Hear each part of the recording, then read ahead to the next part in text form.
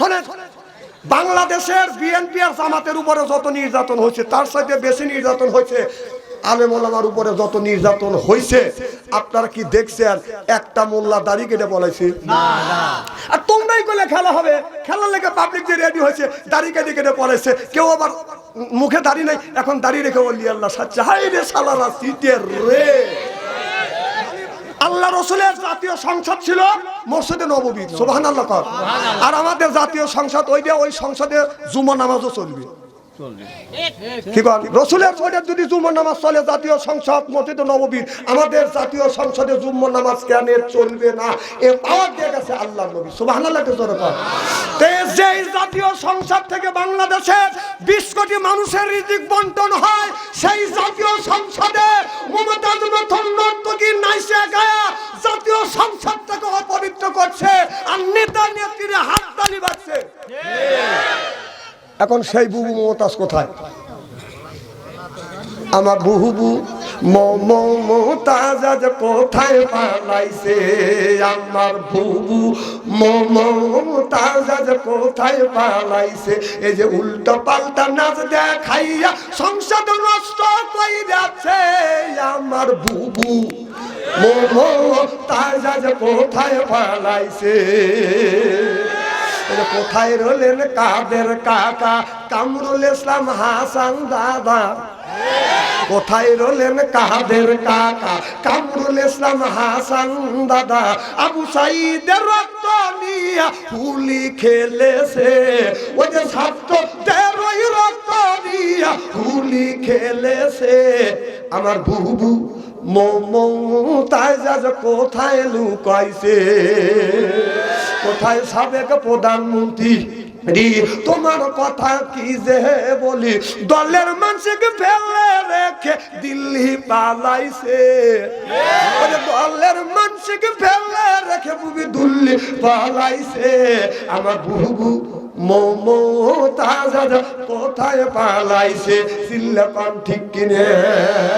আমাদের দেশে নেতাদের যদি বাদাম ধরা যায়, যেটাই ধরা পড়বে কোটি কোটি টাকা মারছে। আল্লাহ কোরআন কারিমের মধ্যে বলতেছে আজা আল্লাহ লিল মুত্তাকিনা ইমামা। কথা কার? আল্লাহ বললেন আজা আল্লাহ আয় আল্লাহ লিল মুত্তাকিনা ইমামা, একটা নেককার পরহেজগার ইমাম বানাও। কথা কার? কোন ইমামের কথা? মসজিদের ইমামের কথা কি বলছে? না, আল্লাহ ওইটা বলে না। আল্লাহ বললেন সেই ইমামটা হলো ওয়াতের ইমাম, সেইটা হলো মেম্বার। ইউনিয়নের ইমামে সেইটা হলো বাদান চেয়ারম্যান। আপনার থানার ইমাম সেইটা হলো বাদান এমপি। রাষ্ট্র ইমাম সেইটা হলো প্রধানমন্ত্রী। আজা আল্লাহ লিল মুত্তাকিনা ইমামা। কথা কার? সেই ইমামটা আর 16টা বছর আমরা বানাইতে পারিনি। কথা কোন? কারণ ভোট দিতে যদি ভোটের মাধ্যমে তো ইমাম বানাইতে হয়। ভোটের মাঠে যদি ভোটের সেন্টারে যদি বাদান গেছি, কয় চাষা ভোট হয়ে গেছে, কয় কখন, কয় রাইতে। ভোট হয় দিনে আর ভোট হয় বাদান রাইতে। এক চাষা ভোট দিবে গেছে, তো চাষা কই যা ভোট দিতে? কাজাব পাবলিক তো জানেই যে ভোট তো কাম হয়ে গেছে। তো চাষা গেছে, চাষা তোমার ভোট হওয়া গেছে, কয় কখন, কয় রাইতে। কয় কাউ কি করবো, ভোট না দিনে হয়, কয় সরকারের সময় ভোট রাইতেই হয়। চাষা বাড়ির যাও, চাষি আমার জানে কষ্ট করে না। কয় কে? চাষি আমার ভোট হওয়া গেছে। কয় কাউ কি করবো, তোমার চাষি আমার 6 মাস আগে মারা গেছে, এসে ভোট দিলাম, আমার সাথে দেখা করলো নাকি? এই কয় চাষা চিল্লে পাল্লা শুরু করছে গড়াগড়ি।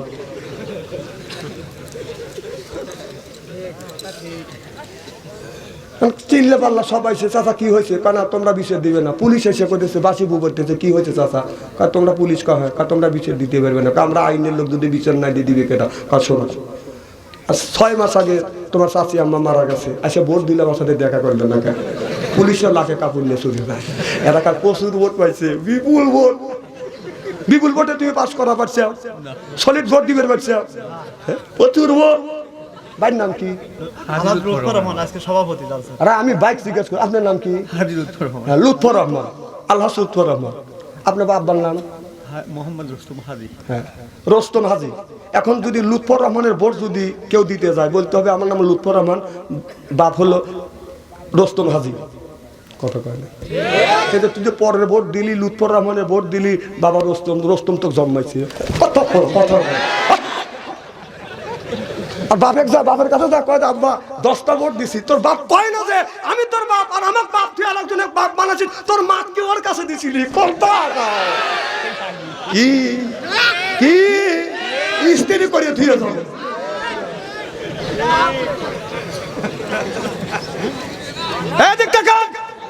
আবার চোখ বড় বড় নাকি? কোন চোখ রাঙানে কুলেবে না। হক কথা হবে, কথা বল কেন? কথা বলেন না কেন? হক কথা বলবো, বলেই যাব।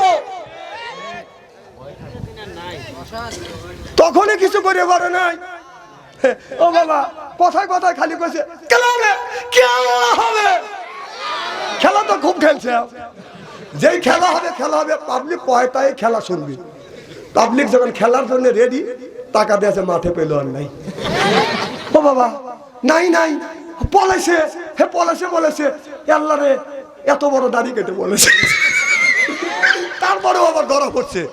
আচ্ছা শোনেন, বাংলাদেশের বিএনপি আর জামাতের উপরে যত নির্যাতন হয়েছে, তার সাথে বেশি নির্যাতন হয়েছে আলেম ওলামার উপরে যত নির্যাতন হয়েছে। আপনারা কি দেখছেন একটা মোল্লা দাড়ি কেটে বলাইছে?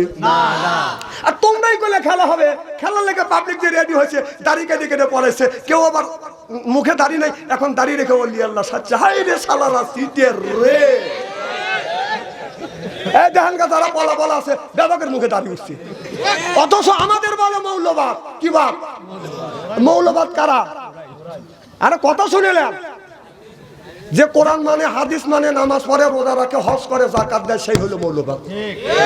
যখন যে মূলের উপরে বিশ্বাস থাকে সেই মৌলবাদ, যে নামাজ পড়বে ওই মৌলবাদ, যে রোজা রাখবে ওই মৌলবাদ, যে হজ করবে সেই মৌলবাদ, যে যাকাত দিবে সেই মৌলবাদ, যে আল্লাহ মানবে সেই মৌলবাদ, যে নবী মানবে সেই মৌলবাদ। তাহলে আমরা যদি মৌলবাদ হই, তা ওরা কি বাদ? তাই করে না, না বাদ না, ওরা বাতিল।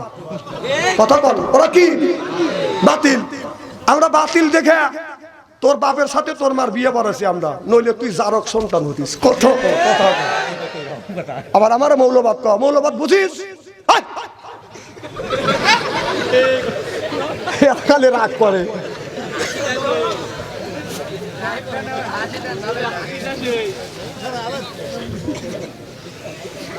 রাগ করেন না ভাই, রাগ করেন না, রাগের কথা বলতেছি না। কোরআন হাদিস থেকে যাই আসতেছে সেইটা বলতেছি। তোমরা ফস করে মৌলবাদ, আমাদের মৌলবাদ কর। মৌলবাদ সম্পর্কে বোঝো? তুই যদি নামাজ পড়িস তাহলে তুই মৌলবাদ, একদিনও যদি মসজিদে যাস তাহলে তুই মৌলবাদ। তাহলে মৌলবাদ। আবার বিয়ে করার সময় মৌলবাদে টুপি বড় জুব্বা গায়ে দেও, এদিন অত সুন্দর সোনার মতো বউ পাইছে, আবার কি উঠে এ মৌলবাদ। মৌলবাদ এখন কোথায় গেছিস? বাংলাদেশে আপনাদের গ্রামে মসজিদ আছে কিনা? এই মসজিদে যদি মোমাতাদের মতো সতী নারী আছে, যদি ড্যান্স দিত, গান গাইতো, আপনারা কি মানতেন? যারা কথা বললো না এরা মুখে মানতো। কি কর মানতেন? কি করতেন? ফালা যদি অলঙ্গা যার কাছে যা আছে নিয়ে রুষে দাঁড়াইতেন। পিছনে লোক কইল না। যখন আল্লাহ নবী যখন কলেমার দাওয়াত দিলেন লা ইলাহা ইল্লাল্লাহ, যখন আবু জাহেল বলল, আবু জাহেল শুনলো, চিন্তা করলো মুহাম্মদ যদি কলেমার দাওয়াত দেয় দলে দলে মানুষ মুসলমান হবে। আবু জাহেল বলল লা তাসমাউ লিহাযাল কোরআন, এই কোরআন বলতেও দেওয়া যাবে না, চলতেও দেওয়া যাবে না। এটা হলো আবু জাহেলের চক্রান্ত। ঠিক 16টা বছর হাজী সাহেব মাথা উঠান কে? আমি লিখ করছেন আগে, আমুদিনীকে বলবো যে আমি লিখ করছি, আমি কি কোরআনের বাইরে কথা বলতেছি? তাহলে আবু জাহেল বলেছিল লা তাসমাউ লিহাযাল কোরআন আলগাউ ফি লিহাযাল কোরআনি আলগাউ ফি, কোরআন বলতে দেওয়া যাবে না, চলতে দেওয়া যাবে না। 16টা বছর আমাদের কোরআন চলতেও দেয় নাই, বলতেও দেয় নাই, মাহফিল থেকে অপমান করে বাড়ি করে দিয়েছে। জনগণ ঠিক কিনা? এখন কোথায়? এখন কোথায়? ডুব দিয়ে এই যে পলাইছে। হ্যাঁ, ডাক্তার ইন্নুস যতদিন আছে আপনি খালি দোয়া ইন্নুস পড়তে থাকো, দোয়া ইন্নুস পড়ো। যদি কোনোদিন এই দেশে নির্বাচিত সরকার আসে, যদি ইটের ডেল দিয়ে থাকো, পাথরের ডেল খাওয়ার জন্য রেডি হও। দাড়ি ছিল না, এখন দাড়ি রেখে দরবেশ সাজছে, আর যে দরবেশ ছিল সে দাড়ি কেটে মাহুন্দা সাজছে। কথা ওখানে কাজটাই উল্টো। যারা মাহুন্দা ছিল তারা কি করছে? দাড়ি রাখছে। আর জায়গায় দাড়ি ছিল, দরবেশ বাবা ছিল, তারা কি হয়েছে?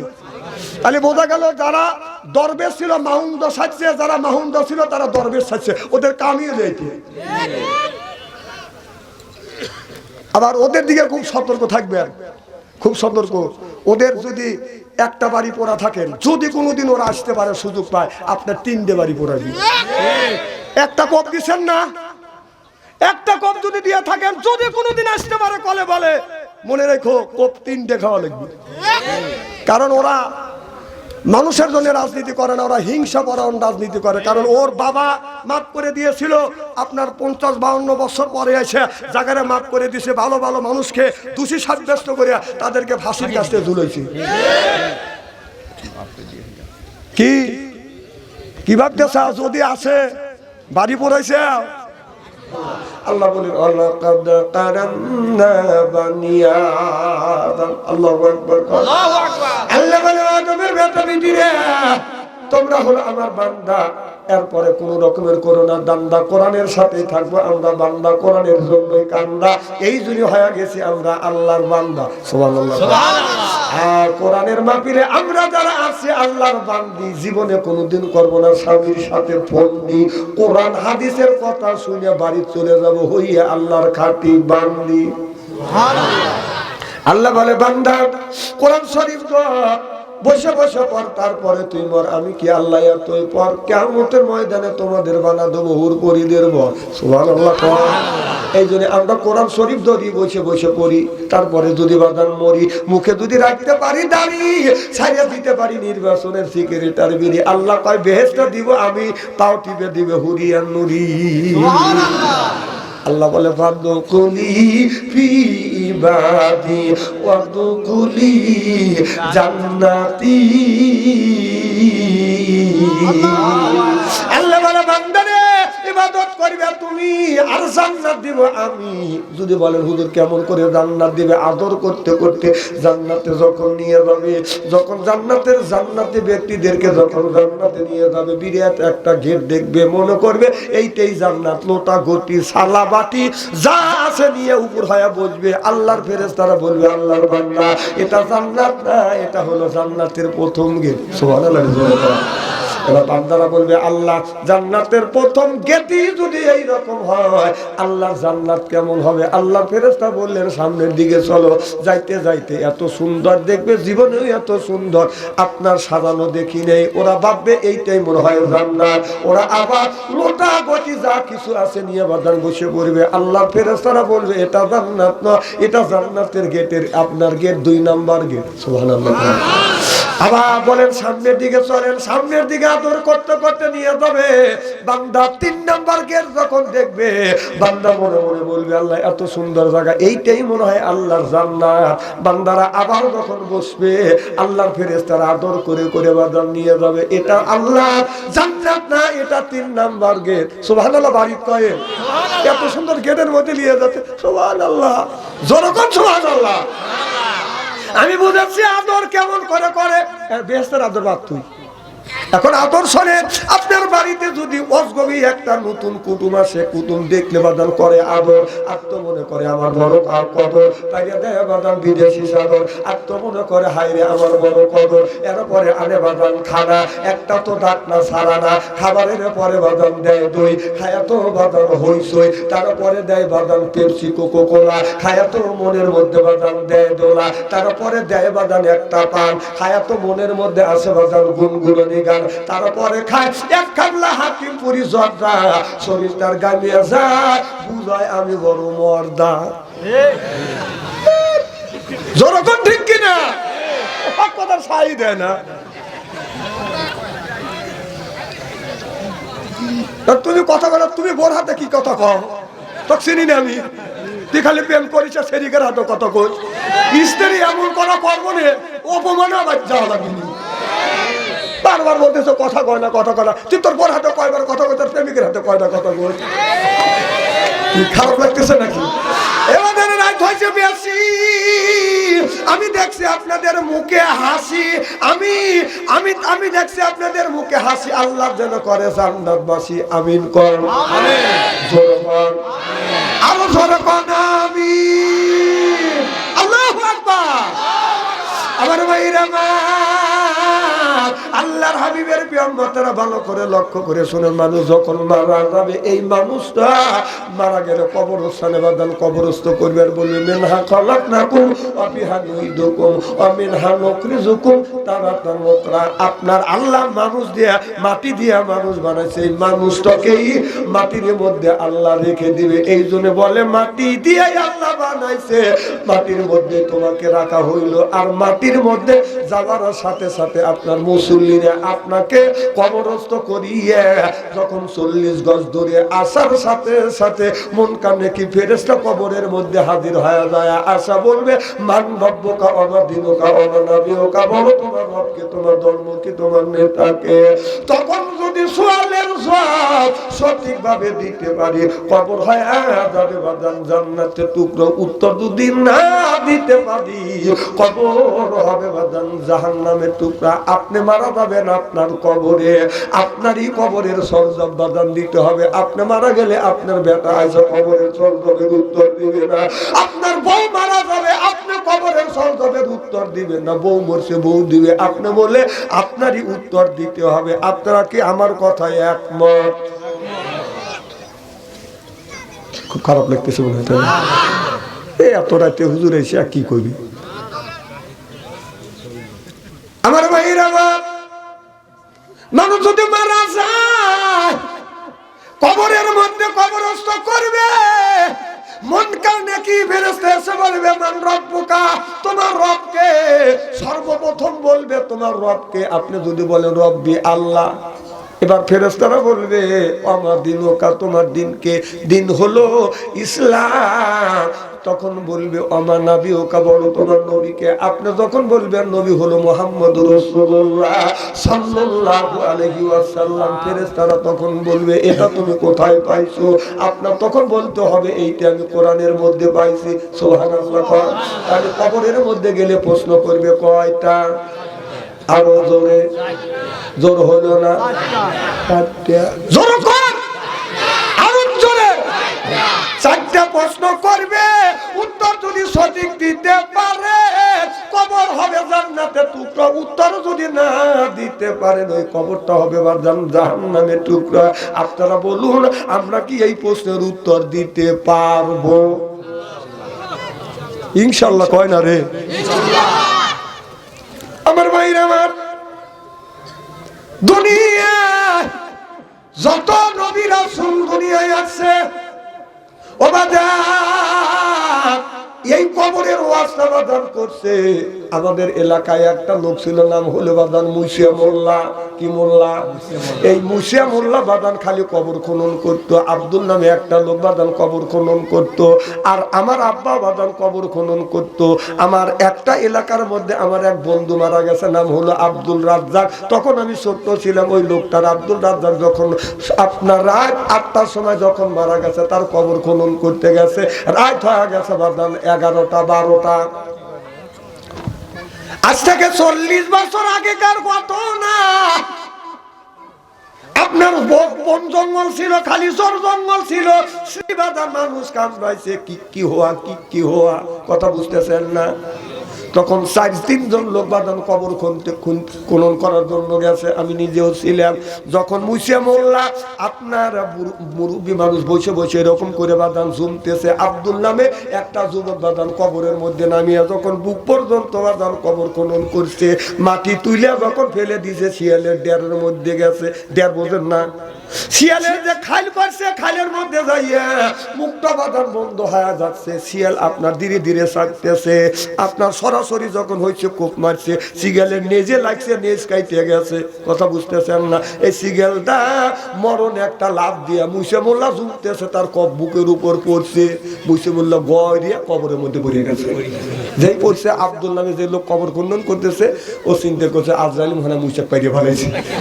ওই লোকটা উঠে চাইলে প্রায় 1 কিলো। ওখানে আমার আব্বা বাড়িতে আসছে ইস্তেঞ্জা করার জন্য। তখন আমার আব্বা যে বাড়ির দোকান আসছে, আসে দেখেছে আব্দুল এসে হাঁকিয়েতেছে। আমার কথা কি বুঝতেছে? আবার এই যে হ্যাঁ করে যে এ কথা আল্লাহ কোরআনের মধ্যে বলছে,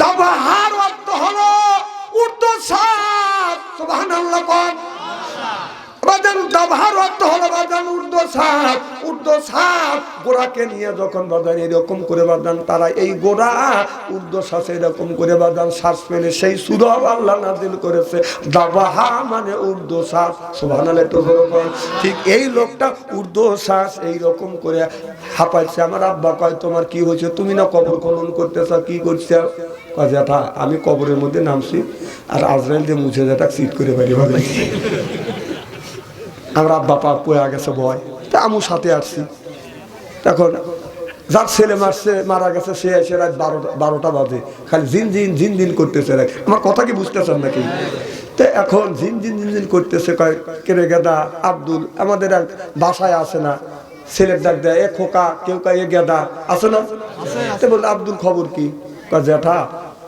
আমরা বড় আব্বাক জ্যাঠা করি আমার কথা কি বুঝতেছেন এ কত কয় কেটা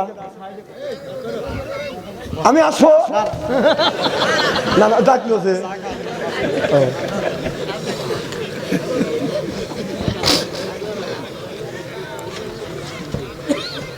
মারহাবা কর তো এখন কয় যে মুছে থাকছে কবরের মধ্যে আজরাইল শোয়া ফেলেছি কয় কও কি বাবু চলো যাই 4-5 জন যা কবরের সামনে গেছে মুছে মন লাগছে কবরের মধ্যে পড়ে গেছে ও চিন্তা করছে ওর কোন মরে নাই ও চিন্তা করতেছে এখন মন কান্নাকে ফেরেশতা এসে আমাকে বললো মান রব্বকা বল তো রব কি আমি তো উত্তর দিতে পারবো না ভয়ে তো কাঁপছে চিন্তা করতেছে আমি মরার ভান ধরে থাকবো উত্তর দেবো না ফেরেশতারা 2 সাইড দিয়ে গুতনি দিয়ে চলে দেবে যে লোকটা মরিয়ে গেছে যেই ফেরেশতা চলে যাবে উঠে দৌড় দেবো চালাকি করছি তখন সব লোক যখন কবরস্থানের পাশে গেছে বনের ক্ষেত সোনের ক্ষেত বোঝেন না আগে জোর জঙ্গল ছিল না ভাই জোর জঙ্গল ছিল ওখানে গেছে তখন সব কথা বলতেছে হারি লোকটা ভালো লোকটা মুখে মারা গেল রে তখন মুসিমুল্লাহ চিন্তা করতেছে আজরাইল একা আসতেছে না 4-5 জনক নিয়ে আসতেছে তোর কাছে যা দেখে যে মানুষের উত্তর বললে মাথা দিয়ে দক্ষিণ পারলে পাও দিয়ে ওদের যে উত্তর ফেলে মাথা দিয়ে দক্ষিণ বলে পাও দিয়ে শুয়ে আছে এরকম করে তে যা দেখতেছে মুসিমুল্লাহকে আজরাইল এসে গেছে রে কায় রে লোকটা মারা গেছে তখন কোথাছে লোকটা মারা গেছে এই কথা চলিয়ে যা দেখ কি করি আমি উঠে দৌড় দিব তখন কবরের মধ্যে তো তোলা লাগবে না কেউ হাত ধরছে কেউ পাও ধরে হন্য উঁচু করছে তখন মুসিমুল্লাহ চিন্তা করতেছে আজরাইল মনে হয় 2 সাইডে আসার দেবে দেখ 2 সাইডে মুতো দিয়ে চলে যাবে হাত ধরে টানাটানি করে তুলে নিয়ে যেই কবরস্থানের বাইরে নিয়ে এসছে আজরাইল মুসিমুল্লাহ তাকাত ধ্যান করতেছে আল্লাহ আল্লাহ যারা ধরে রাখছিল ওরা থুই আবার মাঝে ধরবো মরা মানুষটা নিয়ে এই লোক আবার উঠে আল্লাহ আল্লাহ কর আমার ভাইয়ের আমার এইরকম মনে করেন না কবরের মধ্যে রাখবে মন কানে কি ফেরেশতা এসে বলবে মান্ডব্যকা আপনি উত্তর দিতে পারবেন না 2 সাইডে বুতো গাতা দিয়ে ফেরেশতা চলে যাবে না ফেরেশতারা চলে যাবে না আল্লাহর কাছে বলবে আল্লাহ আমি বললাম রব কে তোমার রব কে আল্লাহ তুমি যে রব তুমি যে আল্লাহ তুমি যে সৃষ্টিকর্তা তোমার বান্দারা তোমাকে চেনে না তোমাকে ভুলে গেছে এরপরে জিজ্ঞাসা করবে আল্লাহ ও মাওলা বলছি তোমার দিনটা যে তোমার ইসলাম এটাও তারা বলতে পারে না এরপরে আল্লাহ বলবে তারপরে কি বলছে তোমার নবীকে তোমার নেতাকে বলে আল্লাহ এটাও বলতে পারে না আল্লাহ বলে ওর কবরের মধ্যে আযাব শুরু করে দাও মউত কাউসির কুল্লু নাফসিন সাজিবু মউত কাউসির কুল্লু নাফসিন সাজিবু আল কবর বাইতিন কুল্লু নাফসিন দাখিলুন হাদিস শরীফের মধ্যে আছে যেই ব্যক্তি নামাজ পড়বে না ফজর নামাজ পড়বে না ফজর নামাজ কাজা করার কারণে আপনার কবরের মধ্যে আগুনের বিষাক্ত সাপ দিবে এই সাপটা ফজর নামাজ কাজা করার কারণে সাপটা ফজর থেকে জহর পর্যন্ত কামড়াবে জহর নামাজ কাজা করার কারণে সাপটা জহর থেকে আসর পর্যন্ত কামড়াবে আসর নামাজ কাজা করার কারণে সাপটা আসর থেকে মাগরিব পর্যন্ত কামড়াবে মাগরিব নামাজ কাজা করার কারণে সাপটা মাগরিব থেকে এসা পর্যন্ত কামড়াবে কবি বলে কোন কানে গড়িয়ে বেড়াও হীরারও পাহাড় সরে বেড়াই এই জগতে বীরের জানোয়ার একা কামড়ের জ্বালায় 1000 বছর দায় এমনি করে কান্দাইবে লাখো লাখো বার তাহলে আপনারা বলুন নামাজের দরকার আছে না বাজান না আমার দিল শোনায় আমার মন শোনা আল্লাহ দি নামাজ কাজা কইর না আল্লাহ দি নামাজ আদায় করিলে মউতে আযাব তোমায় দিবে না বলুন আমার দিল শোনায় আমার মন শোনা আল্লাহ দি নামাজ কাজা কইর বলেন আল্লাহ দি নামাজ কাজা কইর না ওরে ফজর গেল ঘুমের সাথে জহর গেল কাজের সাথে আসর মাগরিব ঈশা আমি পড়িলাম না আমার দিল শোনায় আমার মন শোনা আল্লাহ দি নামাজ কাজা কইর সাইজ কি দেখতে না দিছ কইর না শোনা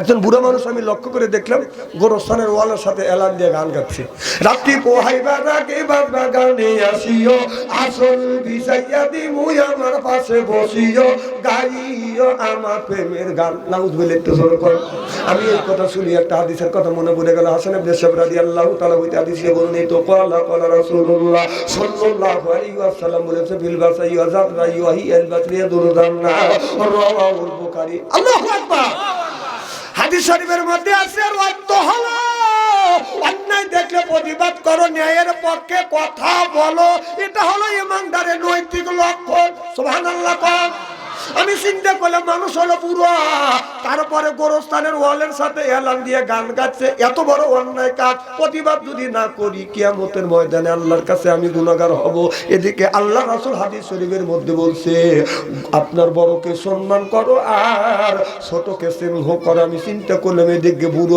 মানুষ মুরব্বি মানুষ কড়াভাবে কথা বলা যাবে না আমি একটা হিকমত অবলম্বন করলাম আরেকটা হাদিস আমার মগজের মধ্যে গড়পাক খাচ্ছে ও হাল্লিমুল কিতাবা ওয়াল হিকমা তোমরা হিকমত অবলম্বন করো সুবহানাল্লাহ বললেন আমি হিকমত অবলম্বন করিয়া বললাম চাচা এত সুন্দর গান জানে না চাচা আমাকে প্রতিরূপ উত্তর করতেছে এর চাইতে ভালো গান জানে তুমি কি শুনবে এই রে বুড়োর রে আমাদের দেশে কিছু বুড়ো আছে মাস্টার সাহেব রাগ করতেছে না কিছু বুড়ো আছে কাজের থেকে অবসর পাইছে ছোটখাটো কাজ করার গুনগুন করে গান গায়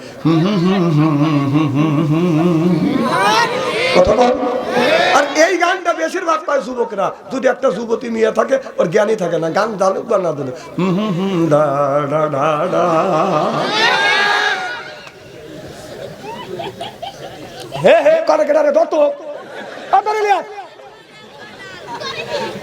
ওর মা আসে নাই এই মাহফিলে ওর বাবা আসে নাই ওর মা যদি আসতো মার কাছে থাকতো আর বাবার কাছে যদি বাপ যদি আসতো ওর বাবার কাছে বসে রাখতো ওর মা বাবার সুযোগ পাইছে যে বাচ্চন থেকে ওয়াশ হয়েছে যা ডিস্টার্ব করগা ওরা দুজন আরামে ঘুম পাড়তেছে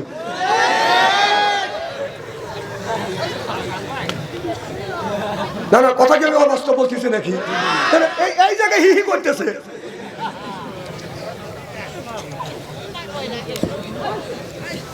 তোকে যে আমি কি করবো জানিস এদিক টাকা চেহারা কি একবারে খারাপ নাকি আলেম যতই কালো হোক আলেমের চেহারার দিকে চা থাকলে ছবিরে গুনাহ মাফ করে কে আল্লাহ আরো জোরে যেরকম সুবহানাল্লাহ কোন চেয়ারম্যানের কথা বলা হয় না এমপির কথা বলা হয় না প্রধানমন্ত্রীর কথা বলা হয় না আলেমের কথা বলা হয়েছে আলেম যতই কালো হোক আমার চেহারা দেখে বাপরে হুজুরের চেহারা দেওয়ার মালিক কি আচ্ছা এইটা কি আমার হাতে বানানো জিনিস আপনি আমাকে নিন্দা করেন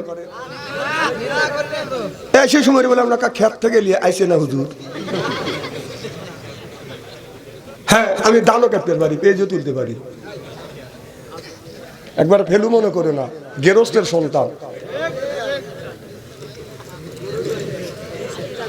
কি যেন বলতেছিলাম আমার ভাইয়ের আমার এদিক তাকান আমি বললাম চাচা চাচা কয় আমি আরো ভালো গান জানি আমি চিন্তা করলাম এই কথাই চা থাকতো আমি তো কথা বুঝতে পারলাম না আমি বললাম চাচা আপনার বয়স কত কয় চাচা বলে আমি বললাম চাচা আমি একটা গান গাই। চাচা বলে বাতি যে তুমি হুজুর মানুষ গান গাও।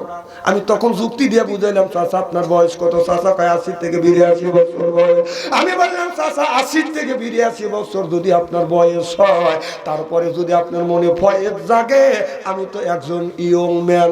আজ থেকে 20 থেকে 25 বছর আগেকার ঘটনা, কথা বুঝতেছেন না, এখন তো বুড়ো হয়েছি। চাচা বলে বাতি যে ঠিক আছে তুমি গান গাও। আমি তখন বললাম চাচা ওইটা বাদ দিয়ে যদি এইটা বলতে আল্লাহ খুশি হইতো, মানুষ উপকৃত হইতো। আমাকে বলে বাবা বলো। আমি বললাম চাচা ওইটা বাদ দিয়ে যদি এইটা বলতে, রাত্রি পোহাইবার আগে মসজিদেতে যাইও, যাই নামাজ বিছাইয়া আল্লাহর নামাজ কালাম পড়িও, পড়িও আল্লাহর কোরআন। ও চাচা রে পড়িও আল্লাহর কোরআন। সুবহানাল্লাহ সুবহানাল্লাহ। চাচা আমার জবান থেকে এই গজলটা শোনার সাথে সাথে আমি দেখলাম চাচার চোখ থেকে পানি বের হয়ে দাঁড়িয়ে বায়া জমিনে পড়তেছে। আমি বললাম চাচা আপনি কি আমার আচরণের ব্যবহারে কি কষ্ট পাইছেন? চাচা বলে বাতি যে না না, আমি তোমার আচরণের ব্যবহারে কষ্ট পাই নাই, বরং তোমার কোরআন দিয়ে হাদিস দিয়ে যেই কথাগুলি আমার শুনলে আমার অন্তর চোখ খুলে গেল। আজকে থেকে তওবা করলাম, আল্লাহ যতদিন হায়াতে আমাকে বাঁচা রাখবে, বাতি যে আল্লাহর ঘর মসজিদ ছাড়বো না, জীবনে এক ওয়াক্ত নামাজ কাজা করবো না। চিল্লা কর আল্লাহু আকবার। নামাজ নামাজ আসসালাতুল মিফতাহুল জান্নাহ। রাসূল বললেন নামাজ হলো বেহেশতের চাবি। সুবহানাল্লাহ কোন। যারা নামাজ পড়বে জান্নাতের বাগান চাবি পাবে, আর নামাজ যারা পড়বে জান্নাতের চাবি পাবে। তাহলে জান্নাতের চাবির নাম হলো বাগান নামাজ, আর নামাজের চাবি হলো বাগান উযু। খালি মুখ মাথা কামাইতে জোরকন ঠিক কিনা? সুবহানাল্লাহ কোন। আমাদের ভাইয়েরা, মুসলমান ভাইয়েরা, খুব খারাপ লাগতেছে নাকি? আল্লাহর হাবিবের বিয়াম্মাতেরা ভালো করে লক্ষ্য করে শুনুন। মানুষ যখন মারা যাবে কবরের মধ্যে বাজার কয়টা প্রশ্ন করবে? 3টে প্রশ্ন করবে। 1 নাম্বার মান রব্বুকা ওয়া মা দীনুকা ওয়া মা নাবিয়ুকা, বলো তোমার রবকে, তোমার ধর্মকে। যখন আপনি সঠিক উত্তর দিবেন ফেরেশতারা বলবে কোথায় পাইছো? এইটা পাইছো কোরআনের মধ্যে। সুবহানাল্লাহ বললেন না? বাজার সহিভাবে যদি উত্তর দিতে পারেন কবর হবে জান্নাতের টুকরো। উত্তর যদি না দিতে পারে কবর হবে বাজার জাহান্নামের টুকরো। আপনারা বলুন নামাজের দরকার আছে না বাজার না? হযরত ইব্রাহিম আলাইহিস সালাম আল্লাহর কাছে বলেছিলেন রব্বি হাবলি মিনাস সলিহিন, আল্লাহ একটা নেক বেটা দাও। সুন্দর একটা নেক বেটা দান করছে ইসমাঈল আলাইহিস সালাম। আমরা যেগুলি জন্ম দিছি এটা বেটা না ঠেটা শয়তানের যেটা রাস্তা দিয়ে যায় বাজান বাজাইলে একটা বেটা কিয়ামতের দিন খাবে জাতা পেতা। আহলা তকুম ফিতনা, তুমি বেটা বিটি হতে বাজান পরীক্ষার বস্তু। বেটা বিটির কারণে মা বাবা নামাজ পড়ে রোজা রেখে হজ করে যাকাত দেওয়ার পরেও মা বাবা কিয়ামতের ময়দানে কাঁদতে কাঁদতে জাহান্নামে যাবে, কারণ ওই ছেলেটা ভালো না। এই ছেলেটা রাস্তা দিয়ে যখন যায়, আমাদের দেশে ছেলেরা নামাজ পড়ে না, রোজা রাখে না, এই যে আমার এসে এই দেখো দুনিয়া ভুলে যাবে। বাহ বাহ বাহ, যেরকম ঠিক কিনে। তারপর ওই তুই আমার ভুলেই গেছিস মল্লিকাদের নাম। বাবা বাবা বাবা, আমি কই তুই তো আজ ভুলেই গেছিস আল্লাহ নবীর নাম। নবী আমার মদিনাতে আসছে শুয়ে, কে করে তার কাম?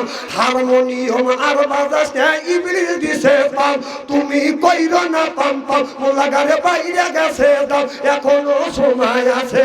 মুখে লাও আল্লাহ নবীর নাম রে, আল্লাহ নবীর নাম। জোরকান ঠিক কিনে?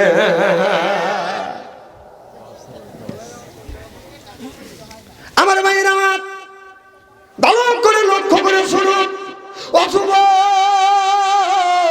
নামাজ পড়া লাগবে, রোজা রাখা লাগবে, হজ করা লাগবে, যাকাত দেওয়া লাগবে, আল্লাহর পথে তোমাদের চলা লাগবে। নামাজ ছাড়া যুবক, তুমি যুবক মানুষ যদি নামাজ পড়ো, যুবক তুমি সেজদা যদি দাও, এই সেজদার কত দাম! তুমি সেজদা দিয়ে আল্লাহর কাছে যা চাইবে আল্লাহ তোমাকে চাই দিবে। যুবক দে, যুবক বয়সের একটা সেজদা আল্লাহর দরবারে বাদান কবুল হবে। বৃদ্ধ বয়সের সেজদা কবুল হইতেও পারে, নাও পারে, এটা কার ইচ্ছে? আল্লাহর ইচ্ছে। যুবক যৌবন কালে নামাজ পড়ে না। আমাদের দেশের কিছু মানুষ আছে যৌবন কালে নামাজ পড়ে না, মাথার চুল যখন পেকে গেছে, দাড়িটা বাদান পেকে গেছে, গায়ের চামড়া হসে দিল, বুড়ো কালে মসজিদে যায় আল্লাহর সাথে বাদান দিচ্ছে মিল। যৌবন বয়সে নামাজ পড়ে না, বুড়ো কালে মসজিদে যায় কাইছে কুইছে পাই দিয়ে পুই দিয়ে মেঘথানি করে। কেলায়ও না, কেলায়ও না, এরকম অবস্থা হবে। এতক্ষণ ওয়াজ শোনা যায়। মারহাবা কর আমার ভাইয়ের, আমার ভালো করে লক্ষ্য করে শুনুন। যুবকরা নারীর প্রেমে পড়ে না, প্রেমে যদি পড়তে হয় আল্লাহর প্রেমে পড়ো, নবীর প্রেমে পড়ো। কুল ইন কুনতুম তুহিব্বুনাল্লাহ ফাত্তাবিউনি ইউহিব্বুকুমুল্লাহ ওয়া ইয়াগফিরু লাকুম যুনুবাকুম ওয়াল্লাহু গফুরুর রহিম। আল্লাহ বলে দুনিয়ার মানুষেরা, আমি আল্লাহ আমাকে যদি পেতে চাও তাহলে আমার বন্ধুর অনুসরণ অনুকরণ করো, অনুসরণ অনুকরণ যদি করতে পারো, ওয়া ইয়াগফিরু লাকুম যুনুবাকুম, তোমাদের জিন্দেগীর জীবনের গুনাহ মাফ করে দেব। ওয়াল্লাহু গফুরুর রহিম, আমি আল্লাহ তোমাদের বন্ধু হব। আল্লাহ যদি বন্ধু হয় আর দুনিয়ার কোন বন্ধুর দরকার নাই। চিল্লাপান ঠিক কিনে? আজকে আল্লাহর প্রেমে না পড়িয়া বাদান, নারীদের প্রেমে বাদান যুবকরা পড়িয়া বাদান পাগল হয়ে গেছে। ওদের নারীর প্রেমে পুরুষ বন্দি, পানি বন্দি মা কথা কন। নারীর প্রেমে পুরুষ বন্দি, গুড়াই 12 মাস। আল্লাহ প্রেমে নবী বন্দি, আমরাই আল্লাহ দাস। ওই যে নারীর প্রেমে কেউ পড়ো না, যুবক তোমার হবে সর্বনাশ, হবে সর্বনাশ। জোরফান ঠিক কিনে? প্রেমে যদি পড়তে চাও আল্লাহ দাস, নবীর প্রেমে পড়ো, আল্লাহর প্রেমে পড়ো, তাহলে দুনিয়ায় তোমার শান্তি আসবে। ও যুবক ভালো করে লক্ষ্য করে শুনো। অনেকের মা দুনিয়ায় নাই, বাবা দুনিয়ায় না, ওই মা কষ্ট করে আপনাকে আমাকে বাদান মানুষ করছে। ওই মা 3-5 কাপড় নিয়ে, বাবা 4 কাপড় নিয়ে বাদান শুয়ে আছে ওই কবরের মধ্যে। আর মা কোনোদিন আসবে না, লক্ষ লক্ষ টাকার সম্পদ রাখছে মা বাবা, লক্ষ লক্ষ টাকার সম্পদ রাখিয়া বাদান 3টা কাপড় নিয়ে ওই বাবা বাদান ঘুমিয়ে আছে। আপনি প্রত্যেক দিন ফজর নামাজ পড়িয়া মা বাবার কবরের পাশে দাঁড়ান।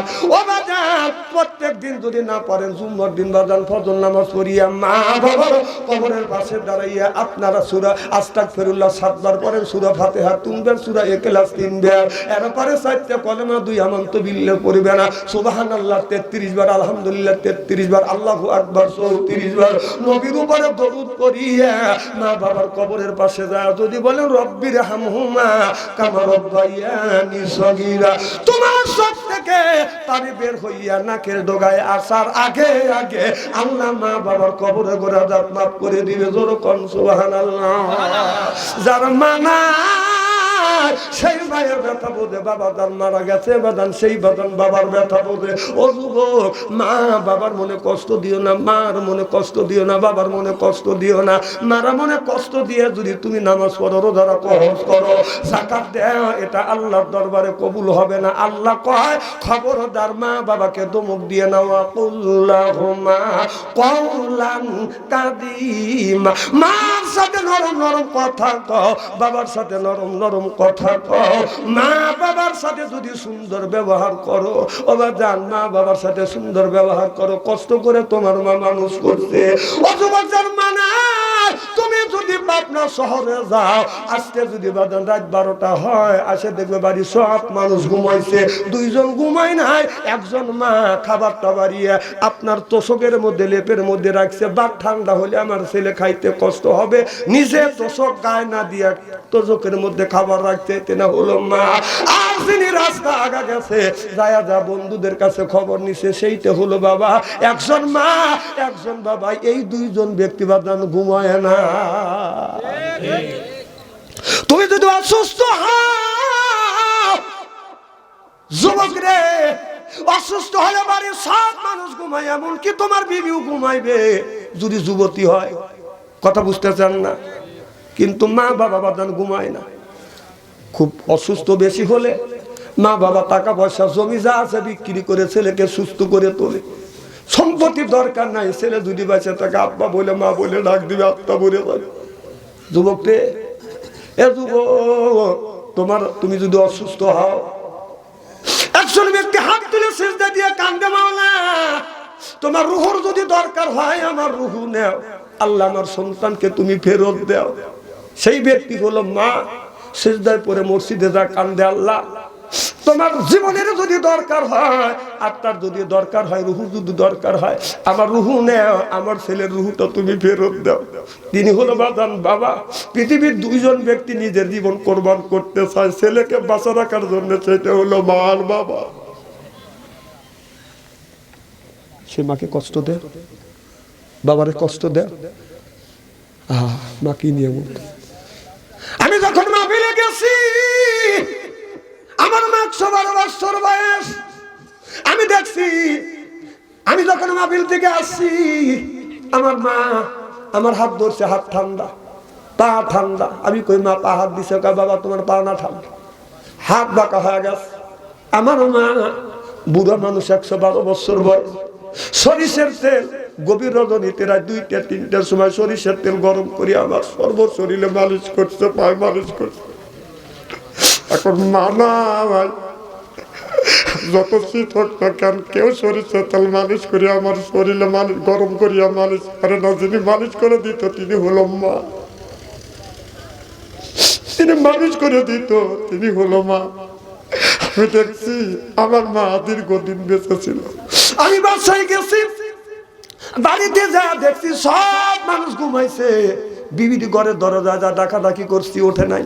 ছেলে মেয়ের ঘরে দরজায় টোকাইছি, ওঠে নাই। বাইদের টোকাইছি, বেদন ওঠে না। মার ঘরে দরজা হাত দিচ্ছি, দরজা দেয় না। যা দেখি মা এখন পর্যন্ত ঘুমায় নাই। মাকে সালাম দিচ্ছে আর বলছি, মারে কেন তুমি ঘুমাও না? বাড়ির তো সব মানুষ ঘুমাচ্ছে, রাত তো যা যা করতেছে। মা বলে বাড়ির সব ঘুমাতে পারে, আমি মা আমার চোখে ঘুমাচ্ছে না যতক্ষণ পর্যন্ত তুমি না। এটা হলো মা। যতক্ষণ না আসছি মা ঘুমায় নাই। মা নাই, তার কলিজায় আঘাত লাগবে। চোখে যদি পানি আসে, ওই মানুষটার চোখে পানি আসবে তার বাবা বাদান মারা গেছে। ও বাদান, আমি দেখছি আমার মা আপনার পাশে ৩ থেকে ৪টা বছর বাদন অসুস্থ ছিল, বিছানা ভরে পায়খানা করছে, পেশাব করছে। আমি এই হাত দিয়ে আমার মাকে গোসল দেওয়াইছি, আমার মাকে খাবার মুখে তুলে দিয়েছি। পায়খানা যখন পরিষ্কার করছি, মা বলছে, বেটারে আমার পায়খানা তুমি পরিষ্কার করতেছো, তোমার কি গন্ধ লাগে না? আমি বললাম, মা আল্লাহ বলেছেন অবিল ওয়ালে দায়নি, আমার উপরে দায়িত্ব আল্লাহ দিয়েছে তোমার খেদমত করা। আপনার মাও অসুস্থ, আপনি নিজেই পায়খানা পরিষ্কার করবেন। যদি আপনার বউ যদি পায়খানা পরিষ্কার না করে, এর জন্য বউকে গালি দিতে পারবেন না। আপনার মার পায়খানা আপনি পরিষ্কার করবেন, প্রয়োজন হলে নিজে হাত দিয়ে মার পায়খানা পরিষ্কার করিয়া মাকে পানি খরচ করাইয়া দিবেন। এটা হলো আপনার নৈতিক দায়িত্ব। আপনার বিবি যদি আপনার মাকে খাবার তুলে না দেয়, আল্লাহর কসম করে বলতেছে আপনার দায়িত্ব এটা, আল্লাহর কথা। তোমার রান্না বাড়া করিয়া তোমার মাকে তুমি খাওয়াইবে, কথা কে বলছে? বাবা ওই মার খেদমত করো না। মা বুড়ো হয়ে গেলে, অসুস্থ হলে ছেলে ঘুরেও তাকায় না, যায় যায় লাখে কাপড় নিয়ে যায়। এত কষ্ট করে মা মানুষ করলো। মা 10 মাস 10 দিন কোলে করে রাখলো। 2 বছর দুধ খাওয়াইছে, 10 মাস 10 দিন পেটের মধ্যে তুমি গুতোগুতি করছে। আর মা একটা কথা বলে তোমার সহ্য হয় না। এদিক টাকা মনটা নরম করে দেয়। যার মা নাই, বাবা নেই, আর মা বাবা বেঁচে আছে, স্মরণ করে মা বাবার জন্য চোখের পানি ফেলে কাঁদেন। আজকের গুণ আল্লাহ, আজকে চোখের পানি আল্লাহ কবুল করে নেবেন। আমার ভাইরা, মা আমার নিয়ামত। তোমার মা মারা গেছে, কবরের পাশে যাইয়া মার জন্য দোয়া করেন। আর মাকে তুমি কোনোদিন পাইবে না। আমার মা যেদিন মারা যাবে, আমাকে বললো, বেটা তুমি আমার কাছে আস। আমি কাছে গেলাম, মা কপালে চুমা দিয়া বলে, বেটা আমি যদি মরে যাই তুমি জানাজার নামাজ পড়াবে। আমি বললাম, মা তুমি বলো কি? বলে, হ্যাঁ আমি যদি মারা যাই তুমি জানাজার নামাজ পড়াবে। আমি যদি মরে যাই, বেটা আজকে তো তুমি মাহফিল নিছ, পাপ না? আমি বললাম হ্যাঁ। মা বলে, বেটা জীবনে তুমি মাহফিল যেন মিস করো না। মাকে ওয়াদা দিছি, মা আমি জীবনে মাহফিল মিস করবো না, আল্লাহর কসম আমি জীবনে একটা মাহফিল মিস করি না। মার কাছে ওয়াদা দিছি। মা বলছে, বেটা মাহফিল যদি মিস করো, মানুষ বলবে বাবা ভালো না, মা ভালো না, এত কষ্ট করে মানুষ করছি, 10 মাস 10 দিন, আপনারও 10 মাস 10 দিন পেটে বহন করছি, 2 বছর দুধ পান করাইছি। মাহফিল মিস করলে এইটা ইজ্জত চলে যাবে, ইজ্জতটা তুমি রাখবে। আল্লাহর কসম, মাহফিল আমি কোনোদিন বাজার মিস করি না, করবো না। আল্লাহ তুমি করে না, আমার সাথে ওয়াদা দি। মা বলে বেটা তোমার কপালটা আগে দাও, কপাল লাগে দিছি। মা সুমা দিল, মা বলে বেটা আমি দোয়া করলাম বাংলাদেশে আনাছে কানাছে তুমি যা কোরআনের দাওয়াত দিতে পারবে। এই বলে মা বললো বেটা আমি জীবনে আমল করি নাই, তুমি প্রত্যেক দিন আমার কবরের পাশে যাইয়া তোমার বাবার কবরের পাশে যাই একটু দোয়া করো, আমি একটু শান্তি। এই বলিয়া মা দুনিয়ার থেকে বিদায় হয়ে গেল। আমি আমার মাকে দিলাম নামাজ পড়াইয়া। আমি প্রত্যেকদিন মা বাবার কবরের পাশে দোয়া করি, আল্লাহ আজকে যদি মা থাকতো আমার জন্য অপেক্ষা করছো, আর কেউ আমার জন্য অপেক্ষা করে না। আল্লাহ সেই মানুষটা অপেক্ষা করছে, সেই মানুষ আল্লাহ অন্ধকার কবরে মা 5টা কাপড় বাবা 3টা কাপড় নিয়ে ঘুমিয়ে আছে। আল্লাহ তুমি মেহেরবানি করিয়া আমার মার কবর মাফ করে দিও। হাদিস শরীফের মধ্যে আছে সন্তান যদি মা বাবার জন্য যদি দোয়া করে চোখের পানি ফেলিয়া, চোখ থেকে পানি বের হইয়া নাকের ডগায় আসার আগে আল্লাহ মা বাবার কবরে গোড়া দাঁত মাফ করে দেয়। কোন সুবহানাল্লাহ। মৃত্যুর আগে এক মুঠো ভাত, তুমি মৃত্যুর আগে এক মুঠো ভাত দেও নাই মা বাবার মুখে, মরে গেলে দাবাত করে খাওয়াও পাড়ার মানুষকে, মরে গেলে দাবাত করে খাওয়াও পাড়ার মানুষকে। লক্ষ লক্ষ টাকা তুমি ব্যাংকে রাখছো জমা, বাড়ি বাড়ি বাচ্চা খায় তোমার মা বাবা। আরে ভাই তোমার মা বাবা, তোমার বইয়ের গলায় স্বর্ণের মালা, তোমার বইয়ের গলায় স্বর্ণের মালা দিন কাটে অনেক সুখে, মরে গেলে দাবাত করে খাওয়াও পাড়ার মানুষকে, মরে গেলে দাবাত করে খাওয়াও পাড়ার মানুষকে। মা বাবার ওই টাকা দিয়া করছো দালাম কথা, মা বাবা চাইলে কিছু তোমার মনে লাগে বেটা, যুবক মনে লাগে বেটা। তোমার শাশুড়ি খাই পোলা কুরমা, তোমার শাশুড়ি খাই পোলা কুরমা দিন কাটে অনেক সুখে, মরে গেলে দাবাত করে খাওয়াও পাড়ার মানুষকে, মরে গেলে দাবাত করে খাওয়াও পাড়ার মানুষকে। পাড়ালে খাওয়াইলে এই দোয়া কবুল হতেও পারে, নাও পারে রে যুবক। কিন্তু মা বাবার জন্য যদি এই মুহূর্তে যদি দান করেন, নবী বলছে মা বাবা কবরে গোড়া দাঁত আল্লাহ মাফ করে দিবে।